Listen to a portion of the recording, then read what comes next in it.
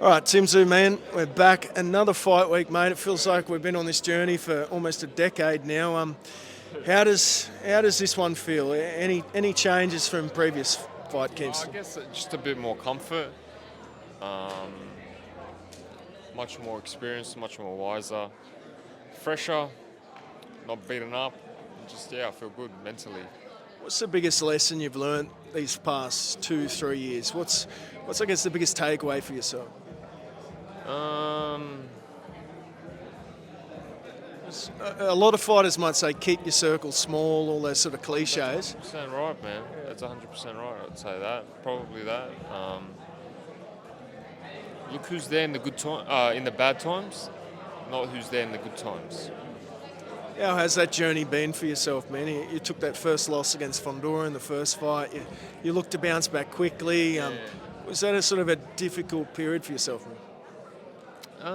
I'd say it was hard, but at the same time, it brought the best things in life for me. You know, I was able to marry my wonderful wife, and that meant more to me than any world title or any win. So that was one of the greatest things.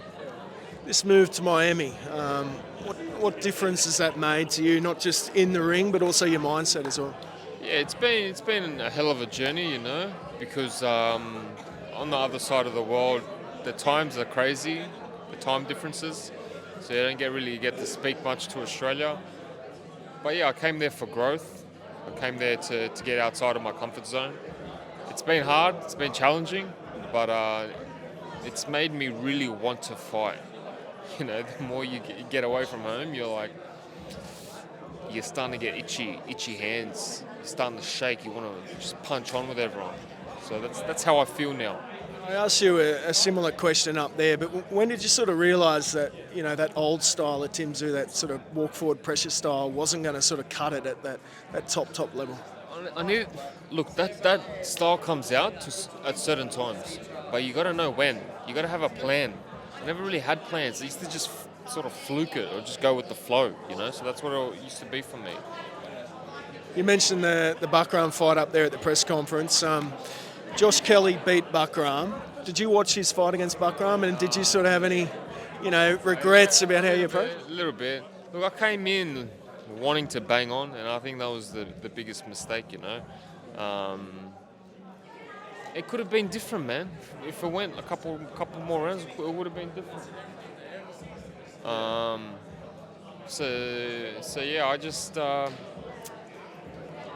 should have approached it differently, and that was from round 1 to 3. I should have just been different. What's the main motivation for you, man, at this point in your career? You want to, where do you sort of sit? Do you go to 154? Do you go to 160? Is it big money fights for yourself? What's the motivation for Tszyu right now? I still want to achieve my goals, world titles, big possible fights. Fighting at T-Mobile, MGM Grand, I still need to get Madison Square Garden. That's one of those things that I need to do, you know? Just having big events and moments in my life that I want to experience. And one day when I run it back and say, and show my kids one day and say, look, this is what I went through, you know? This is the type of things that I did when I was in my 20s, 30s. We see a lot of these fighters, they still mention the name Tszyu. How does that make you feel? You seem to still sort of be that guy with or without the belt. How does that sit?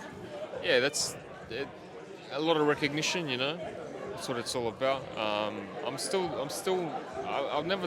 never left. I'm still here, and I'm ready to take over no matter what. We saw you in there yesterday with Terence Crawford at the gym, man. We saw the video on YouTube, but any sort of off-camera chats with him? Did you sort of probe him for some advice? I don't know what was on camera and what was off camera, but I was just asking him about what he used to eat, just different experiences, and before a fight, what he feels certain things and what he does. Starts watching some cartoons and stuff like that. You know, it's pretty interesting. I've been watching my Narcos. You know Narcos? Yeah. Since that Narcos Mexico, since that Mexican standover, the takeover, so I've been hooked on that. So yeah, it's interesting. Everyone's got their own little things that they do. Yeah, one thing that stood out for me was just how calm he was, like in the presence. Is that something you sort of work on moving forward? I am like that, I am. I don't need many people either. I don't have a big crowd. Um, when I when I heard Terence was coming, I only had 3 people with me. It's just quite simple. We were just doing a boxing training, so I don't need to bring a lot of people with me. You two were meant to fight at one point, or you were close to fighting at one point. Obviously, he's retired now. So, what was your approach to, I guess, beat Terence Crawford? Did you think about that I much? would have just gone in like that. I would have gone in like that, banging on. And that presents a lot of challenges for a lot of people, a lot of different styles. Just last one, man. I saw you call Errol Spence fat in the media thing there. How did you think? He looks a bit out of shape, right? He looks all right. Not too bad. You can tell he hasn't been training for 8 weeks and dieting, but he looks all right. But he sort of needs to expect, Tsyzu's not to be messed with, right? It's going to be in a hard fight with me, When it happens, I don't want to say it, but it's going to be one hell of a fight. All right, man. What do you do now, man? 4 days till fight day. What do you do now, man? Now, so slowly cut down on all that stuff. I'm going to go back and do a session now with coach, probably the last training session of camp, and then Narcos Mexico. There we go. Nice one, bro. Appreciate it, man. Thanks.